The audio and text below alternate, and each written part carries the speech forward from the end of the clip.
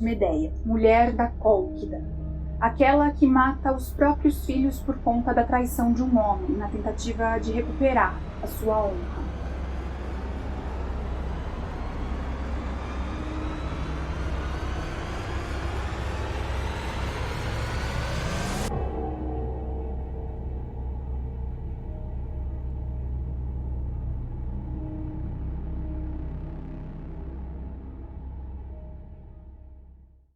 Oi, tudo bem? Sejam bem-vindas, bem-vindos e bem-vindes a essa videoaula. Meu nome é Ana Carolina Salomão, eu sou atriz, diretora e pesquisadora de teatro. Eu moro na cidade de Campinas, interior, aqui do estado de São Paulo, e é aqui que se concentra a maior parte da minha trajetória artística. E eu faço parte da Companhia Histriônica de Teatro, aqui de Campinas também.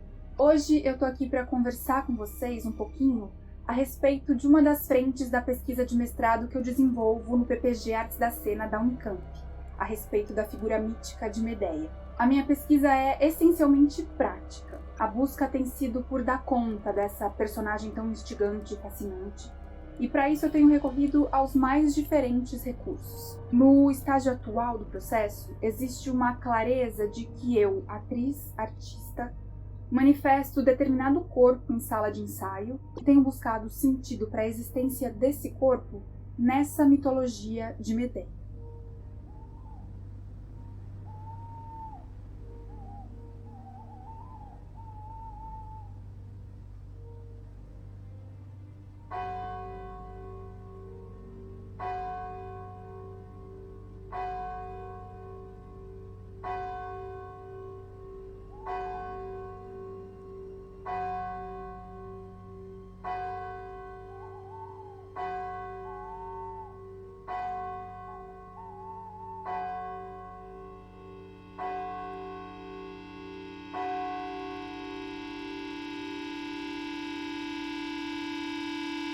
A proposta dessa videoaula, que tem esse título Medeia e a desconstrução do mito da maternidade, é justamente conversar sobre essa faceta tida como a mais aterrorizante para alguns a respeito dessa figura. A ideia é trazer uma reflexão e desconstruir, pensando na evolução dessa narrativa mítica, certas barreiras que dificultam o acesso a esse mito. Por isso, como percurso, eu quero conceituar o que é o mito e a mitologia dentro da perspectiva grega, porque esse é o objeto desse estudo, para daí então entrar no universo de Medeia e nas considerações a respeito da narrativa dessa heroína trágica. E também para conseguir entender e refletir o que é esse arquétipo materno nessa figura. Mas antes da gente começar, eu quero descrever um exercício de desmontagem cênica que eu desenvolvi na minha trajetória no mestrado. Para quem não sabe, desmontagem cênica, bem grosso modo, é uma espécie de nova montagem, de novo olhar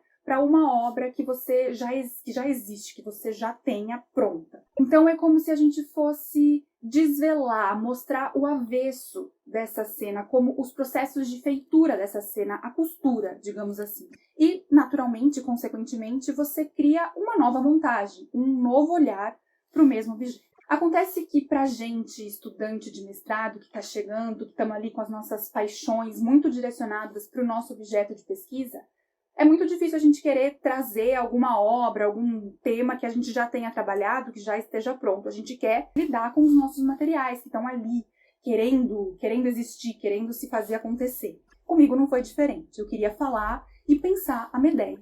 Acontece que até aquele momento, a Medeia não era algo que existia em mim, eu não tinha nada pronto a respeito de Medeia. Então, o meu caminho dentro da desmontagem foi justamente entender, buscar e refletir o porquê que eu quero ter esse encontro com essa figura. E para isso eu parti de algumas personagens femininas que eu já tinha interpretado na minha carreira, na minha trajetória.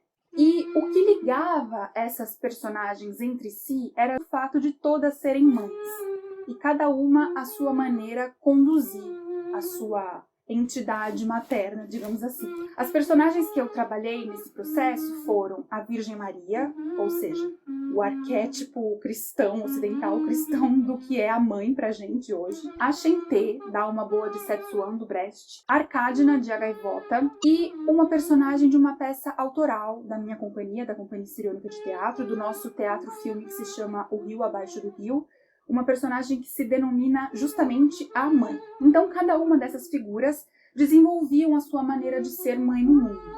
E na maioria das vezes, aliás, em todas elas, a partir do momento que esse dado se concretizava na vida de cada uma, que essa existência maternal se colocava na cena, as ações dessas figuras eram fatalmente traçadas e determinadas nas obras, nas narrativas. A ação cênica que eu escolhia, que eu usava para representar tudo isso, curiosamente, era uma gestação.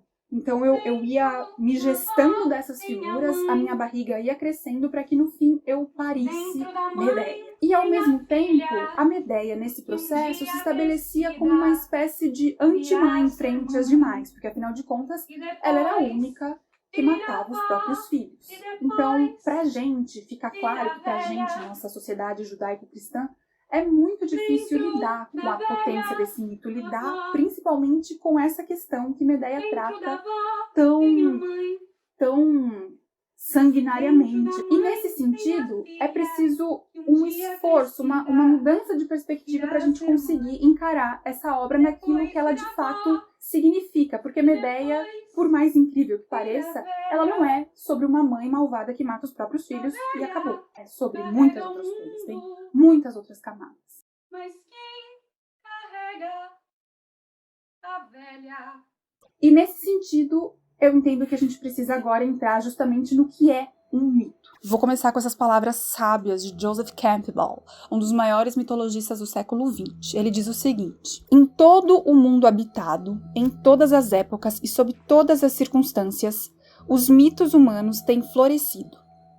Da mesma forma, esses mitos têm sido a viva inspiração de todos os demais produtos possíveis das atividades do corpo e da mente humanos. Não seria demais considerar o mito a abertura secreta através da qual as inexauríveis energias do cosmos penetram nas manifestações culturais humanas. As religiões, filosofias, artes, formas sociais do homem primitivo e histórico, descobertas fundamentais da ciência e da tecnologia, e os próprios sonhos que nos povoam o sono surgem no círculo básico e mágico do mito. Basicamente, desde que o mundo é mundo, o mito existe. Ele tá lá, em todas as culturas, em todos os tempos, e ele nada mais é do que a tentativa do ser humano de entender a si mesmo, de se espelhar, de se conectar consigo nessa imensidão de mundo que o cerca. E para falar com isso com um pouquinho mais de propriedade, eu vou me conduzir através desse livrinho aqui, ó, Mitologia Grega, escrito pelo Pierre Grimal, que é um latinista e historiador francês. O Grimal diz exatamente isso no livro dele, que em todas as culturas, em determinado momento, os povos desenvolveram lendas e histórias fantásticas que deram crédito por um determinado tempo. Todos os povos têm isso. Geralmente, o fator da religião é um fator forte, porque essas histórias costumavam tratar de seres tidos como fantásticos, super-humanos.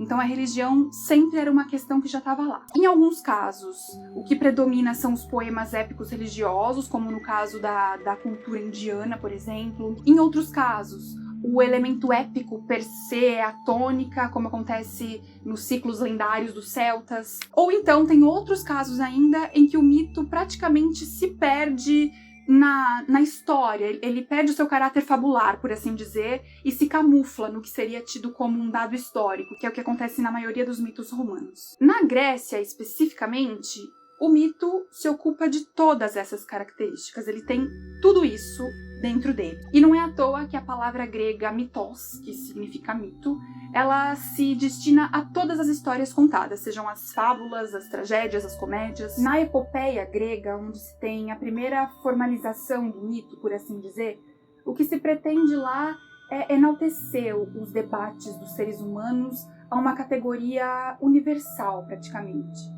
E é justamente nessa dinâmica de existir entre o que é humano e super-humano que o mito se estabelece e consegue administrar duas frentes. Uma muito concreta, que se manifesta na fé religiosa, e outra de caráter mais abstrato, onde ele atinge uma categoria de símbolo, digamos assim, onde a interpretação da realidade ultrapassa a materialidade. E é nessa dinâmica de existir entre a razão, a fé e o jogo que o mito ocupa para o ser grego um lugar fundamental. Ele se torna essencialmente familiar. E essa é a herança do helenismo que chega para a gente até hoje, de certa forma, do mito como um lugar de liberação, uma ideia de liberação de poderes, e onde o pensamento humano se atrela invariavelmente. O trabalho dos poetas às vezes pode dar uma impressão pra gente de que a mitologia é um esquema organizado e fechado e lógico, mas a mitologia é um organismo vivo.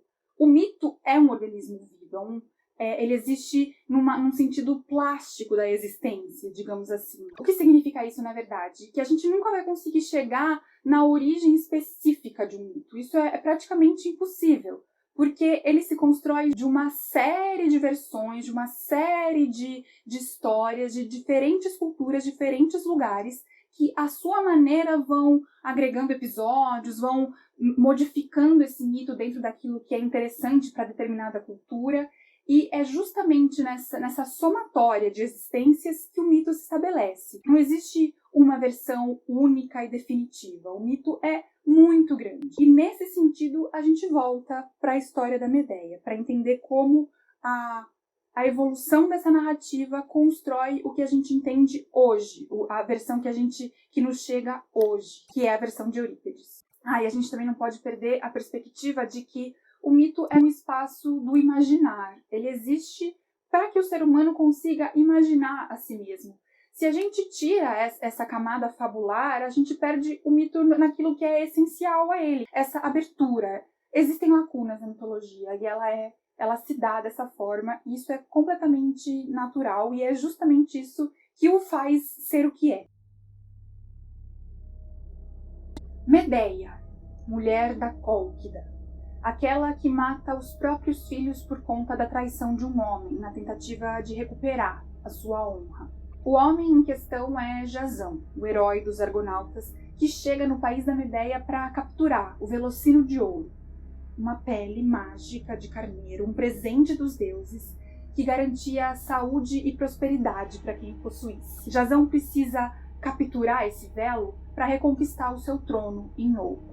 Quando ele chega no país da Medeia, quem o recebe é o rei Estes, o pai da Medeia, que quando descobre as intenções do herói fica completamente maluco, mas, sabendo que a missão a qual ele se propunha era impossível, ele topa o desafio, ele aceita o desafio de Jasão, já que ele com certeza nesse percurso morreria. Acontece que a essa altura a Medeia já estava completamente apaixonada por esse homem. Ela tinha sido, sim, enfeitiçada por Eros, amando de Hera, a deusa protetora de Jasão. Então, imagine, era uma paixão avassaladora, dessas incontroláveis, não tinha dúvida. Ela estava enfeitiçada e apaixonada. Medeia, então, ajuda Jasão a conquistar o Velocino, ajuda ele a passar por todas as tarefas que ele tem que passar, e eles conseguem, sim, capturar o Velo Dourado. E fogem. Nessa fuga, o rei descobre tudo o que está acontecendo e fica, mais uma vez, completamente bravo e sai atrás dos dois. Medeia, já calculando que isso aconteceria, na fuga captura o próprio irmão e o esquarteja para espalhar os seus pedaços pelo caminho, sabendo que o pai, quando visse as partes do irmão ali no mar, faria o esforço, agiria para recuperar esses pedaços do filho para lhe proporcionar um enterro digno.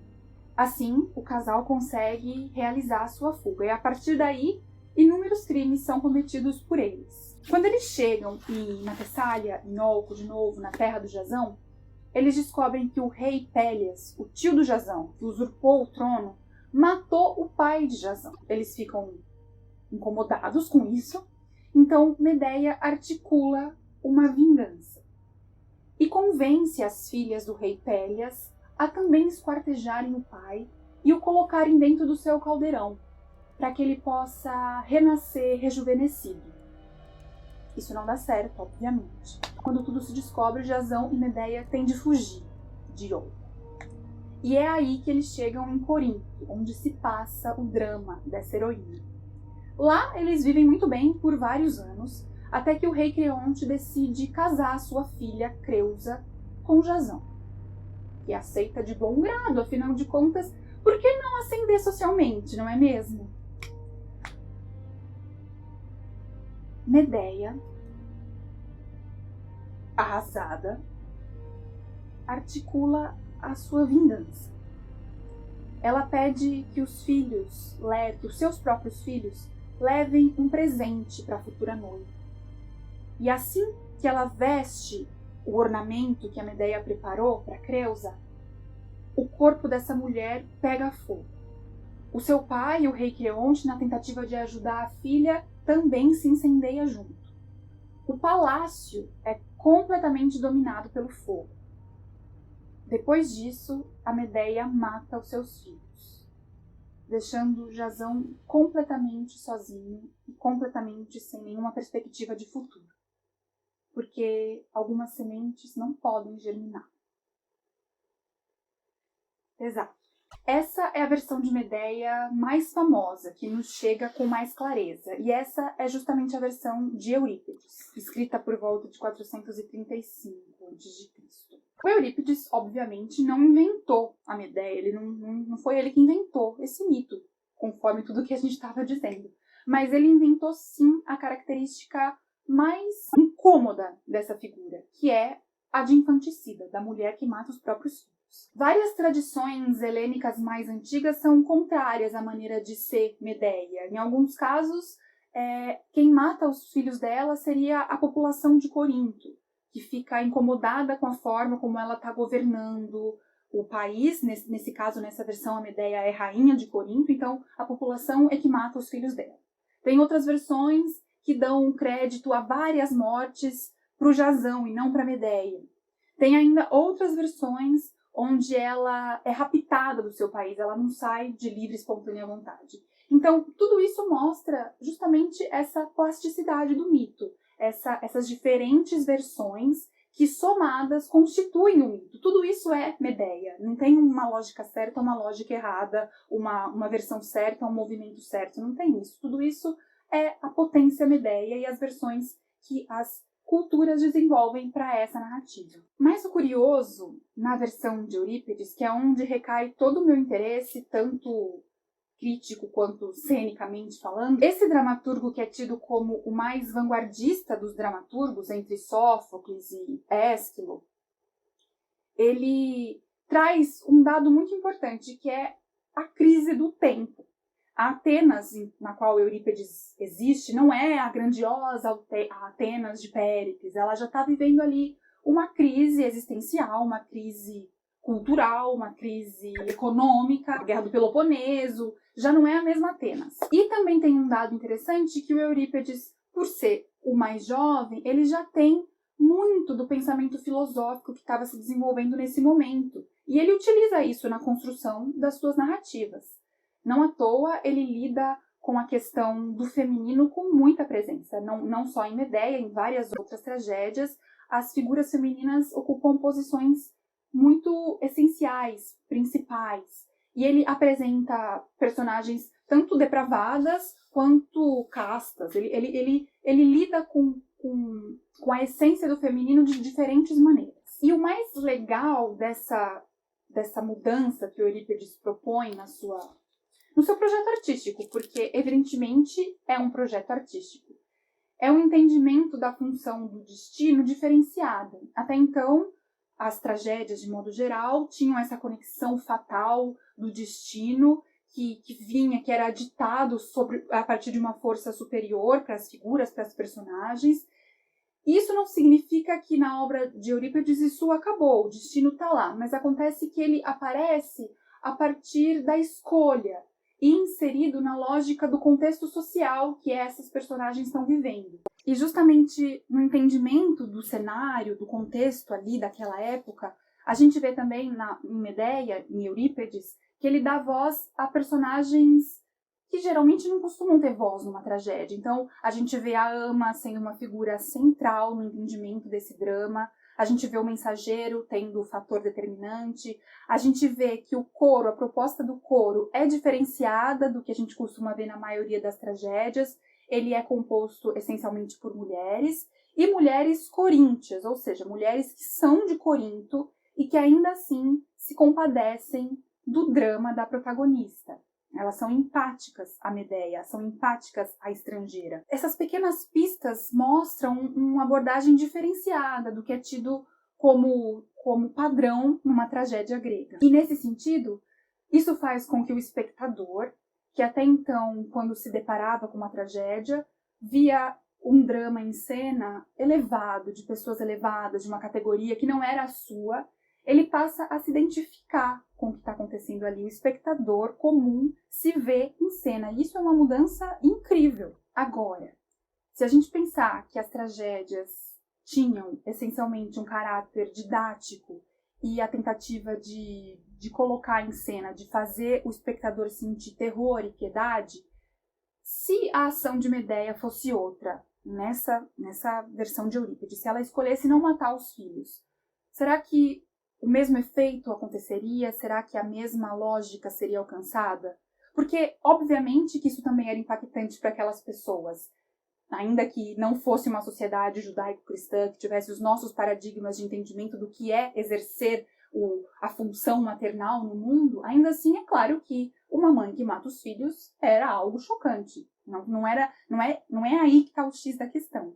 Mas, ao colocar essa ação em cena, Eurípides, ainda que inserido num ambiente, numa estrutura completamente patriarcal, escolhe por subverter o jogo de certa forma. Ele põe uma ação que é uma ruptura a um determinado padrão. A partir do momento que essa mulher se nega a existir dentro de premissas e padrões pré-estabelecidos para ela, ela é uma ruptura a essa engrenagem, a essa roda. É como se a representação de Medeia pudesse ser lida como uma manifestação do terror masculino, da mulher que não se sujeita e o tamanho da sua híbris, o tamanho que essa híbris pode alcançar. Agora, pensando do ponto de vista arquetípico desse ser maternal, dessa essência maternal em Medeia, se a gente for pensar de novo a construção da nossa sociedade, que é uma sociedade judaico-cristã, o que a gente tem como pontas do arquétipo da mulher agora, para além do da mãe, é justamente a figura da Virgem Maria e de Eva, como dois contrapontos da essência feminina da existência. Então, a Virgem Maria, aquela subserviente, aquela que abre mão de si para o outro, faça-se em mim a tua vontade, e Eva, a depravada, a que come o fruto proibido, a que está na contramão do que seria o ideal. Essas são as figuras que operam o nosso imaginário. Se a gente for pensar na figura de Medeia hoje, ela com certeza está na contramão. Não é à toa que ela ocupa um lugar de anti-mãe frente a esses padrões cristãos. Porque ela justamente é a figura anti-obediência.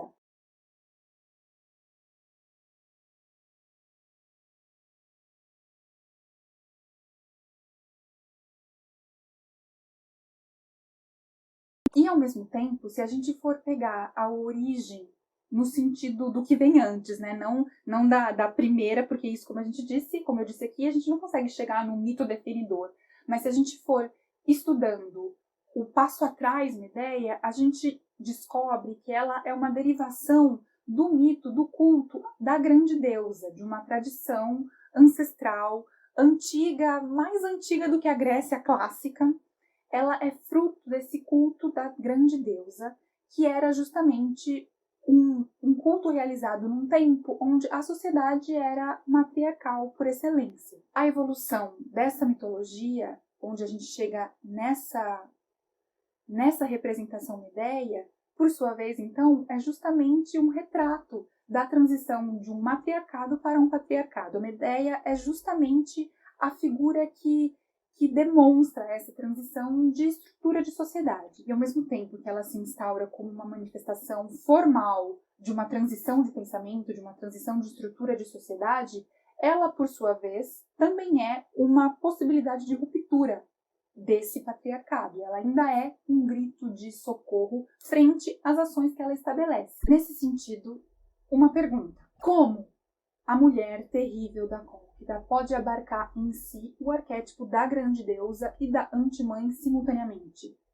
E aí é que tá o pulo do gato. Ela não só pode, como deve. O feminino, primeiro, não é uma coisa só. A gente tem esses movimentos sombrios dentro da gente, essencialmente, e não à toa que esses arquétipos, que esses mitos fazem sentido e se conectam com a gente nesse movimento. Não é à toa que eu vou até ela me conectar, não é à toa que a gente, enquanto sociedade, enquanto estrutura, enquanto humano, ainda faz isso. E enxergar essa potência sombria de Medeia como um problema é mais um reforço de um pensamento patriarcal por excelência. É só a partir do momento que uma estrutura matriarcal de sociedade para de existir que o pensamento maniqueísta começa a existir. A queda da grande deusa para um triunfo do Deus Pai. E nesse sentido, Medeia, ao mesmo tempo que afirma uma mudança de paradigma, ela também é a possibilidade de mudança desse paradigma. Por isso eu aqui, na minha busca genuína para conseguir dar conta dessa potência Medeia, me deparo diariamente com esses conflitos e me coloco num exercício constante de tirar determinados filtros para conseguir dar conta dessa leitura, dessa mitologia. De fato, não é uma tarefa fácil. A gente, mais do que a gente imagina, eu não sou exemplo nenhum de ser humano cristão e católico, mas ainda assim, isso tá na gente, é muito difícil. É muito difícil eu conseguir conversar com minha mãe sobre a Medeia e defendê-la. É um exercício, é um dia a dia. E tudo bem até certo ponto, faz parte do que somos. Mas, se a gente de fato consegue tirar essa camada de julgamento, a gente consegue se conectar com algo muito essencial dessa mitologia. E aí já não é mais sobre aquilo que é a tradição da Grécia, ou então um pensamento ocidental, universalizante, hegemônico. A gente consegue ultrapassar essa camada e ir para aquilo que interessa, para aquilo que é primordial, para aquilo que é o mito. Eu defendo essa minha heroína e sigo de olhos atentos e coração aberto para tentar me conectar com ela cada vez mais e desmistificar essa potência de uma só versão de mãe no mundo. E conseguir entender que essa ação, nesse caso, ela tá falando de outras coisas, ela tá brigando com um sistema patriarcal, ela tá falando sobre uma questão de honra, uma pessoa, uma mulher que é ferida na sua honra e encontra uma forma de romper essa roda.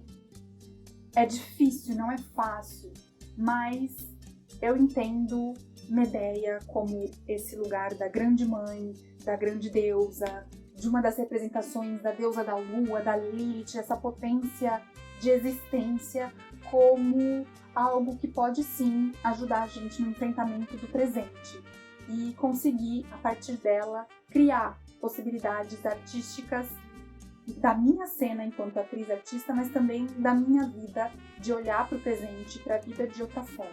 Por hora é isso. É um tema muito vasto, teria mais 1 milhão de coisas para dizer aqui, mas meia hora é um tempo muito curto, muito escasso. Eu tô aqui, tô aberta pra gente trocar, se vocês quiserem mandar alguma dúvida, a gente pode conversar, seja aqui pelo YouTube, seja em redes paralelas, estou super disponível. Vou deixar aqui embaixo alguns links de algumas performances que eu tenho desenvolvido dentro desse universo medeístico. Também os textos de referência que eu usei para falar aqui, os livros importantes que eu tenho usado nessa trajetória de pesquisa de mestrado. Muito obrigada por estar aqui, por me acompanhar nessa pequena e grande tentativa de dar conta de muitas coisas. E é isso, até breve. Evoé, Medeia.